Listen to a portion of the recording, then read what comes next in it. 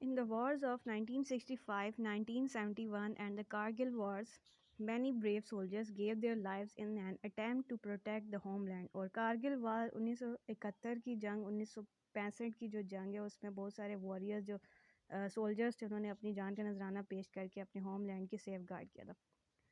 ان کے کچھ نیمز یہاں پہ لکھے گئے ہیں جن کو نشان حیدر دیا گیا تھا. Captain Muhammad Sarwar, major Tufail Muhammad, major Aziz Bhatti, pilot officer Rashid Minhas, major Muhammad Akram, major Shabbir Sharif, Sarwar Muhammad Hussain, lance Naik Muhammad Mahfuz, captain colonel Sher Khan, Havildar Aliq Jan, all embraced martyrdom while fighting bravely for their motherland. Martyrdom ہوتا ہے یوم شہادت جو انہوں نے نوش کیا تھا، ٹھیک ہے، اپنی مدر لینڈ کی سیفٹی کرتے ہوئے اور اس کے دشمنوں کے خلاف فائٹ کرتے ہوئے. All of them were awarded نشان Haider, the highest military award given to great patriots who lay down their life for the country. اور یہ سارا جو نشان حیدر جو highest military award ہے اور وہ ان لوگوں کو دیا جاتا ہے جو بہت زیادہ اپنی جو کنٹری کے لیے اپنی زندگی دیتے ہیں، اپنی جان کا نذرانہ پیش کر دیتے ہیں.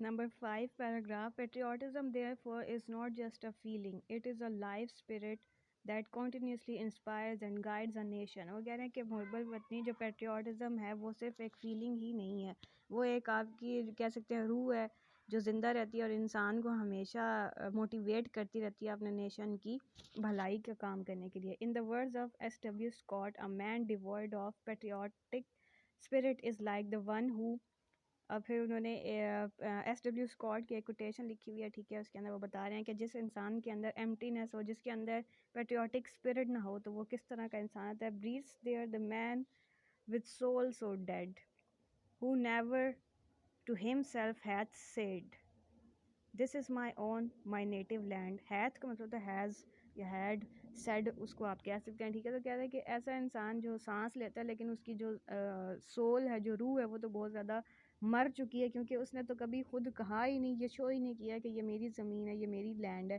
اگر آپ کے پاس کوئی لینڈ ہی نہیں ہے، اگر آپ کسی نیشن سے ہی نہیں بلانگ کرتے تو پھر آپ کی کیا کوئی آپ کی آئیڈینٹی کوئی کچھ بھی نہیں رہتا ہے، ٹھیک ہے. تو اس وجہ سے انہوں نے یہ کہا تھا.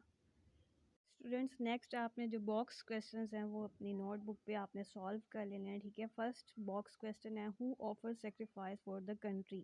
اے Patriot offer sacrifice for the country when the need arises. Second one, who led the Muslims of the subcontinent in the struggle for a separate homeland. Quaid Azam Muhammad Ali Jinnah led the Muslims of the subcontinent in their struggle for a separate homeland. What is the highest military award of Pakistan? The highest military award of Pakistan is Nishan-e Haidar. ٹھیک ہے، یہ 3 آپ کے box question ہیں. You have to solve it on your notebook.